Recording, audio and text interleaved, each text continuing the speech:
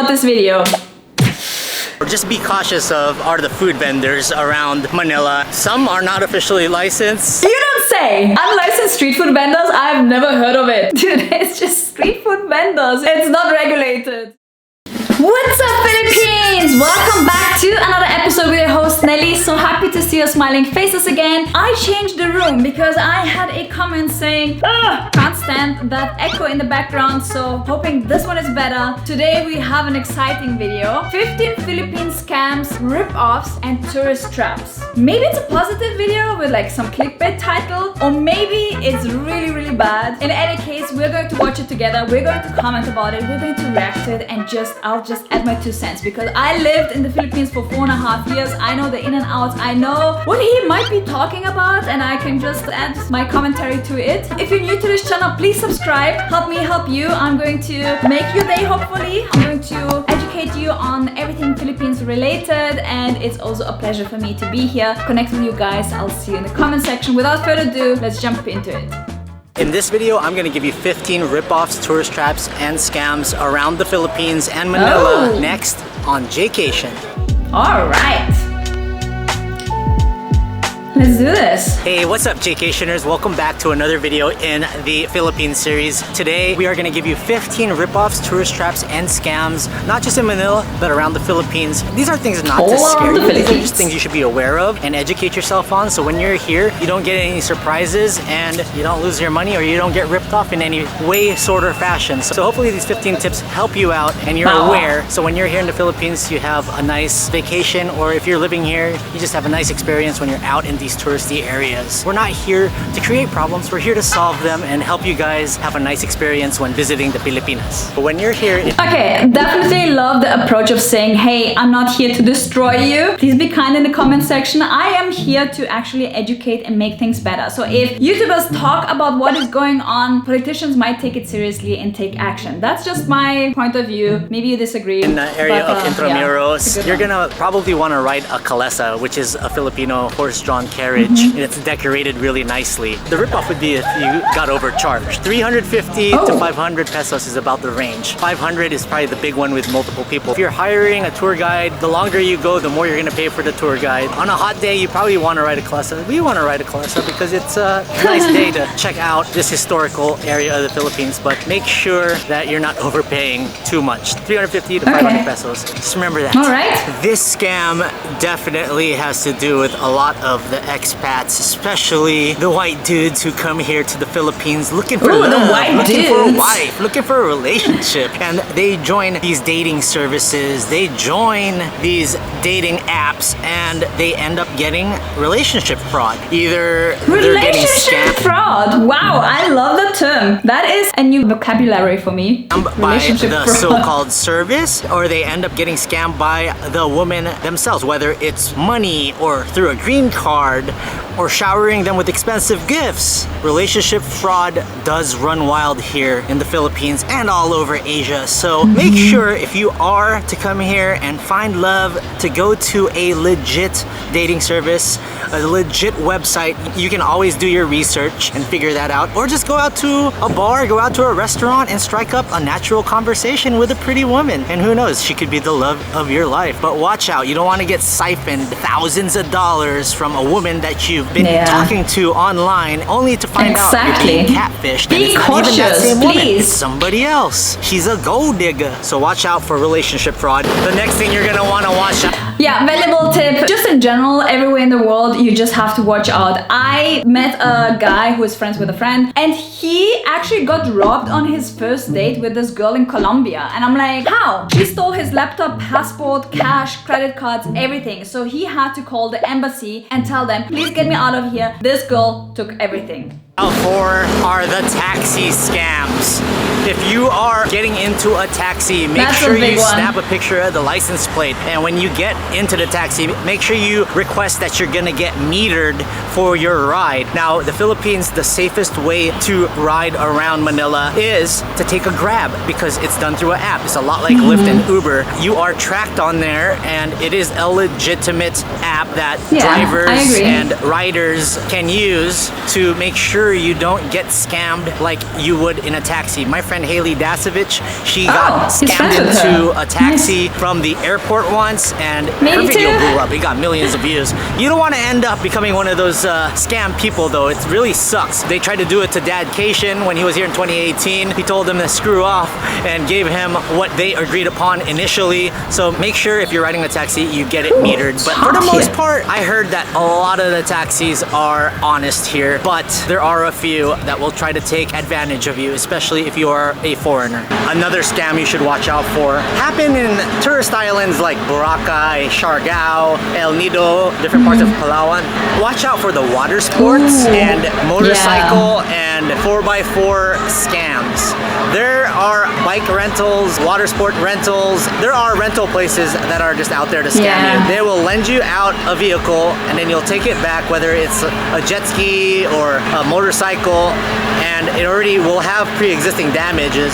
They won't even show it to you in the beginning. And when you come back, they're like, oh, you have damages. You've incurred a 10 to 20,000 peso fine because of that. So just be careful. This is a general rule of thumb. Wherever you go and do water sports, take pictures of it as well, because I know it's like common to do it with a car rental, with bike rental maybe, but with water sports as well. I had a case in Thailand where my ex-boyfriend was like, oh, this guy just came to me and said I have to pay, and I'm like, what? For what? And he's like, because I damaged it. I'm like, you were on the water, like how did you damage it? Turns out it was a scam, so be careful. The scams there. If I were to rent water sports and motorbikes from people, it would be through the hotel, just so you know that it's a legit hotel, as long as you're staying in a legit hotel, or a really well-known rental company around the island. Islands are small, like Boracay and El Nido. You'll know which ones are legit. Don't go to the shady one that's in a garage that's unmarked, because they're probably gonna try to jip you.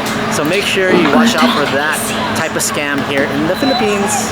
Let's talk about the money exchange scam. This is what I've heard. There are some black market money exchange places that promise better rates than, let's say, the airport or different spots in the mall. I trust the mall more. They have better rates than the airport, and they do give good money back, and it's legit. So this is what I gotta say about money exchange. First of all, make sure all your hundreds that you take with you to the Philippines are crisp. You can always go to ATM. Some of the banks will reimburse you for the fees that incurred for you using your ATM card at a Philippine bank. But if you do bring money to exchange, make sure all your hundreds are crisp. Go to your Wells Fargo, go to your Chase or whatever you use in America and get fresh $100 bills, because they're really, really dramatic about one little crease. Also, when you're at the currency exchange spots, make sure you count the money. They'll count it in front of you, but you also count the money after. And don't leave the teller until you know the exact rate has been given back to you. Because the scam here is, there are places that will give you money, rubber band it up. They'll rubber band it up, but in the process, they'll do a little sleight of hand and take away of a couple thousand pesos. And when you leave and then you count the money, you're shorted a few thousand pesos, and you're like, what the hell just happened? Well, they just scammed you because you didn't count the money that you were supposed to get back, and it's too late. You come back there and you say they shorted you, and they're like, what? What are you talking about? Hindi ko alam ang sinasabi mo. Just be aware of the money exchange scams in some of these seedier exchange places. But if you go to exchange places around the malls here, they're pretty good. I like the Sanries over at Market. I always exchange my money over there. Your next ripoff is not really a ripoff. It's a ripoff because you know it's not real, but you're actually getting a good deal as long as you know how to bargain down the prices. That is all the fake goods at Green Hills, at the Changi, over at Divisoria, at Tai. You can get jerseys like this Austin Ribs jersey for about 500 pesos. Now, they aren't authentic, they're not real Nike jerseys, but you can get them for super cheap. And this is a ripoff that I encourage you to do because it's fun. And if you're just getting something that you normally wouldn't get, like this Austin Reeves jersey, you can't even find a real one back in the United States, I would say go ahead and get one. Now they have bags and shoes and stuff. I don't recommend getting those, but a couple of fun things like these jerseys. Probably comes from the same factory in any case. These I definitely recommend. So fake goods in the Philippines Philippines. Definitely a ripoff, but maybe a ripoff you want to do because they're super cheap and it really is worth it to get something fun like this. Another ripoff that you want to watch out for are at the various airports, especially if you're traveling around the 7,000 plus islands here in the Philippines. There will be airports mainly here in Naiya and Cebu. There are luggage handlers out there that are just gonna grab your bags and then help you load it onto your taxi, onto your Grab without you even asking. And when they do that, they'll ask you for money after, ask you for a tip. Don't assume that they're grabbing your bags and helping you out out of the goodness of their heart or as part of a service, because it's not. Especially over in the airports, they're gonna ask you for a tip and then they're gonna hassle you. They're gonna give you a difficult time and you're not gonna like that because you're on vacation and you're trying to get to your destination without any hassle. They know that and they prey on people that just let them grab their bags. So watch out for the luggage handlers in the various airports because they're gonna be asking you for a tip. This next ripoff isn't really a ripoff unless you are unaware of it. Giving tips should be, I mean, it's optional, of course, but I mean, if they're carrying your luggage, I know in Boracay way, they take it from the airport and then they drag it to the boat, like through the sand. So, you know, I give tip. Sit-down restaurants, especially here in BGC and around Manila and the Philippines, they do incur a 10 to 15% service charge. Sometimes if you don't look at your receipt and see that in the itemized column there, you wouldn't even know that you got charged the 10%, and then you might have that westernized mindset of leaving that 15 to 20% tip that's always expected in America. Very debatable. It's been getting crazy over in America, the tipping culture over there, but that could be debated upon down below. Yeah, so if you see the service charge and you don't want to leave a tip, you don't have to. It's really up to you. I was asking people around here how much you should leave for tip, and they said that, you know, with the service charge, you really don't need to, but if you want to leave a few extra pesos for the server, especially if they did a good job and they did take good care of you, then leave what you want. But for the most part, service is great here. It is just a little slower. They do present, the plates are plated really nicely. The to-go bags and the boxes are scotch taped up and the food is wrapped up in neat foil, so they really do take good care of you here. So if you do have a couple of extra pesos and you want to leave a tip, feel free to do so. So it's not exactly a rip-off, just something to be aware of. So always read your itemized receipt when you get it. They always make sure, they say, here you go sir, look at, is this right? And then they'll show you when you're charging your credit card exactly how much they're putting in there. So just be aware of that. The next thing you should watch out for are the spiked drinks. For you solo travelers, for you ladies that are out there alone, make sure you're watching your drinks being poured out of. Another thing that you have to be aware of everywhere in the world. Like, this dude is just like making it so dramatic, like as if, what? I don't understand. I lived in the Philippines for so long, I never had issues. Like, I know my way around, and it's just in general tips for like worldwide travel, not just the Philippines. It's just like, or don't just accept drinks from anybody. I mean, this goes for anywhere, whether it's in the Philippines, New Orleans, Thailand, Hawaii, Las Vegas. But make sure you're watching people pour your drink, because you don't want a pill being slipped in there or a foreign substance, a foreign powder. Places like Poblacion or clubs here in the Philippines around BGC, you don't know. You never know. You just can't trust anybody. So watch out for the spiked drinks, because it does happen here every now and then on occasion. So if you're traveling alone or you're traveling with a group, make sure you're just getting those drinks made right. The next thing that you need to watch out for here in the Philippines are the closed attraction scam. It probably happens the most here in Intramuros, especially on Mondays, because Mondays a lot of the businesses are closed, like today. Well, you will be approached by a random person saying that they're going to give you a tour, they'll be your personal guide, you'll give them the money, but everything is closed. Like right now, San Agustin Church is closed, and other churches and museums around the Intramuros area are closed. Make sure you do your research, because if an attraction is closed and you really want to see it, that's on you. If you do a tour and you just let people take you around, it might not be open. A lot of people have come here to Intramuros on a Monday, done a tour, but everything was closed. And also know the hours of time that it's open. Sometimes they only open during windows of the day, so like 8 to 10 and like 3 to 5. So just make sure you read it on Google. Google's pretty accurate for the most part, and just don't be a victim of the closed attraction Russian scam. Okay, or you just go and have a proper tour guide. You can book one on Get Your Guide, Klook. There are like several pages where you can just book a guide online and not be approached by a scammer. Another thing to watch out for, just be cautious of, are the food vendors around Manila and around the country. Some are not officially licensed, and some you're gonna... You don't say! You don't say! Unlicensed street food vendors, I've never heard of it in the Philippines. Dude, it's just street food vendors. It's not regulated, in my opinion. Like, why is this considered a ripoff? It's just, I mean, yeah, okay, whatever. I'm just like, people are just trying to make months end. Gonna get really good cheap deals, but you don't know exactly where the food was acquired and you don't know exactly what you're eating. So just be very careful with food vendors here, because you might get ripped off in a different way, and that's a health way where your stomach just gets destroyed. So just be careful with food vendors. Unfortunately, there is a poorer side of the Philippines, and you're gonna encounter beggars, especially here in Manila and the old Manila part. There's kids, there's adults, there's grandmas, grandpas that will come up to you and ask for money or ask for food in different ways. There are times where one kid will come up to you and ask you for money, then you give them money. Next thing you know, there's a horde of kids surrounding you. And this is when you're walking by yourself around Luneta Park or around here in Intramuros. Use your best judgment. If you want to give money to people, just use your best judgment. If you find it in your heart to do it, go ahead and do it. But just watch out, because sometimes they will multiply and they'll be all around you. I'm not talking about it being a ripoff. I'm just saying use your human judgment. And if you do have the money to take care of them, it's up to you to do that. Your next ripoff, you won't even know happened, because it's you being pickpocketed.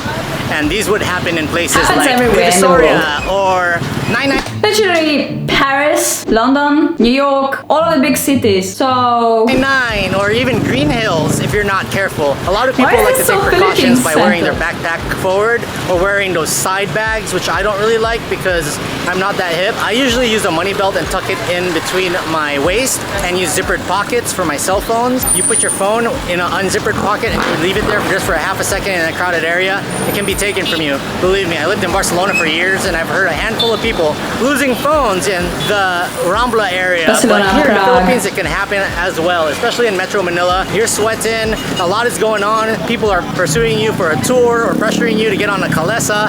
Next thing you know, somebody swipes you. It can be a kid, it can be a grandma, it can be a grandpa, it can be somebody that looks like you.